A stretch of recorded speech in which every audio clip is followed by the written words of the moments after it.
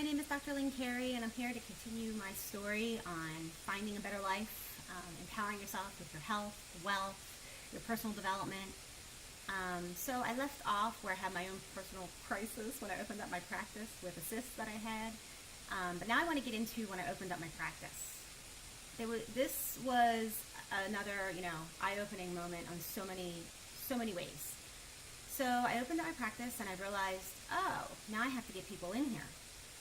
And I realized, I'm like, oh, I don't want people to think I'm just telling them to get adjusted because I need their business. It really changed my life. There's a lot of things here that you can empower yourself if you learn this way of life about how the body heals itself and get some body work to get the energy shifted around in your body. I really thought, oh, I'm doing it because I really believe in it. And I'm like, how do I portray that? Because I'm building a business. So I didn't get any business or money stuff in school. I had no clue about running a practice, so I just started reading because I needed answers. And I was reading financial books, and it was eye-opening. None of us have financial or business skills. And again, I'm not talking about balancing a checkbook or saving your money. No, it's about cash flow. And I read a book called Rich Dad Poor Dad by Robert Kiyosaki, and if you have not read it, I highly recommend it. It's become my financial Bible. Everything has to fall under the way he describes building an asset for yourself. And I'm going to get into that more, but I'm going to, in the next video, about creating assets for yourself and the difference between being employed and self-employed versus having a business, a bigger business, or that can pay you residual income, or investing for residual income. Two different things. And if more people understood this, maybe we wouldn't be in the financial mess we are out in the world. So it's another way to empower yourself. But I opened up my practice and I started to adjust people.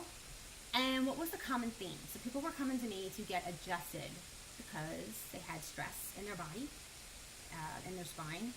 A lot of them, of course, they'd have symptoms, right? I wouldn't focus on the symptoms, but I would focus on finding the area in the spine that I felt was locked up. I put motion into it, so it takes the pressure off the nervous system. So there was optimal flow and optimal life force flowing in the body. That was the intent. Was not trying to fix your pain, and I always was trying to be very clear about that. But what would happen? People would come in over and over and over again, and I'm like asking them about their lives, and they would share to me, different things going on in their lives. But yet then they would say, oh, all of a sudden I just had this back pain. I didn't, I lifted a box and my back went out. And usually it's a lot bigger than that. They never connected the dots that they were at a job that they hated all day. They were stressed about their bills. They didn't have enough time to do what they wanted to do. If they were sick, they didn't have time to heal, because guess what? They had to get back to work the next day. Their kids, they had to take care of their kids. They were just trying to make ends meet. It was expensive for the kids, their activities, their education, worried about retirement. And yet they weren't even enjoying their lives. They were at a job that they hated. They weren't dreaming or living on purpose. At least I loved what I did. I felt purpose, and I had a passion. And I'm telling you, we're all here to feel our purpose and our passion. When you feel that kind of joy, when you feel that kind of happiness and fulfillment in your life, that you're really making a difference, that is huge for your immune system. It makes you healthy. It really helps in your healing. I think that's key. So I was adjusting people, and they were really in the rat race of life. They were working at a job just for health benefits. That's crazy to me. I'm like, and the health benefits aren't even going to pay for the things that you really need. They're going to pay for you to go to a certain doctor and to follow a certain system, which may not be what you need. Maybe you need alternative care, like different body works or healing modalities, whether it's acupuncture, massage, adjustments, Reiki, whatever you want to call it. It's all good. But maybe you want to do that avenue, and your health insurance won't pay for that.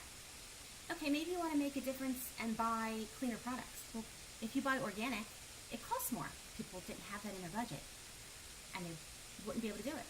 So they'd be succumbed to what they could afford. And I thought, oh my God, this is crazy. Your health is priceless. And yet people are making decisions on what they eat, on how to take care of themselves, on how much rest they get, based on money. And I find it interesting when I talk about financial freedom and people zone out. Or they act like they're not interested.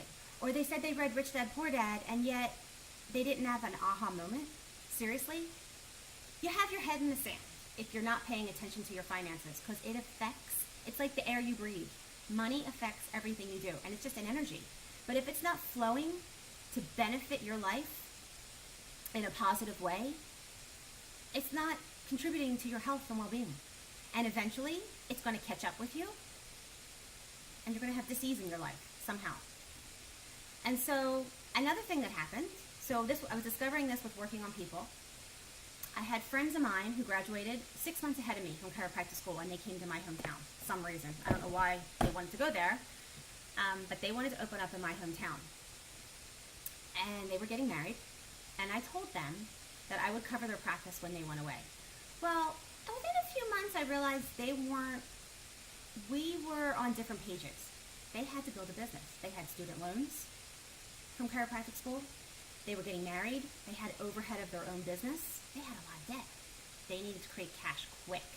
So they hired a coach, and they started doing stuff in their office to make money. The insurance.